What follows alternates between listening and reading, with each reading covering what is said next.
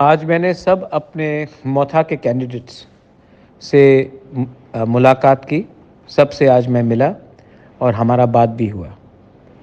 और मैं आपको एक बात क्लियरली बोल सकता हूँ कि 2 तारीख को दिल्ली का एग्ज़िट पोल को एग्ज़िट कराना है त्रिपुरा से। क्योंकि कोई पावर नहीं है जो हमें रोक सकता है नेक्स्ट सरकार में आने से। हमारे त्रिपुरा वॉरियर्स, हमारे बुरुई बदौल, मैंने उनका दिल्ली का एग्ज़िट पोल देखा। इन्होंने 14 लाख तिपरासा जो है त्रिपुरा में, उसमें से सिर्फ 500 तिपरासा से बात किया।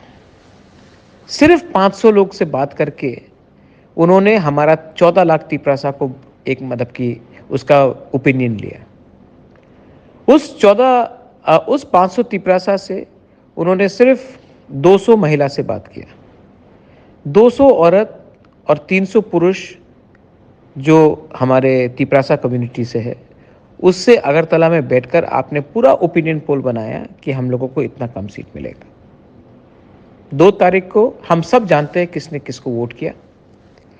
ये वन लास्ट फाइट किसका है। और 2 तारीख को पूरा दिल्ली को, मैं हमेशा बोलता हूँ ना कि दिल्ली का नेता आकर त्रिपुरा को चलाता है। आज फिर से हमने देखा कि दिल्ली का 2-3 लोग आकर त्रिपुरा का मूड बना रहा है। हम लोग 2 तारीख को इस बार दिल्ली को सबक सिखाएंगे कि अब से त्रिपुरा का आवाज़ दिल्ली पहुंचेगा। दिल्ली से कोई लोग आकर त्रिपुरा का मूड सुनकर ये टीवी में एग्जिट ओपिनियन पोल ना छापे। ये सब लोग हमको मेंटली, हमें दिल से, मन से, सोच से कमज़ोर करने की कोशिश कर रहे हैं। लेकिन मैं आशा करता हूँ और मैं जानता भी हूँ अपने तिपरासा लोगों को कि आप 2 तारीख को निकलेंगे, अपने लीडर को बैक करेंगे, एक कदम पीछे नहीं हटेंगे और 2 तारीख को हम लोग इतिहास बनाएंगे।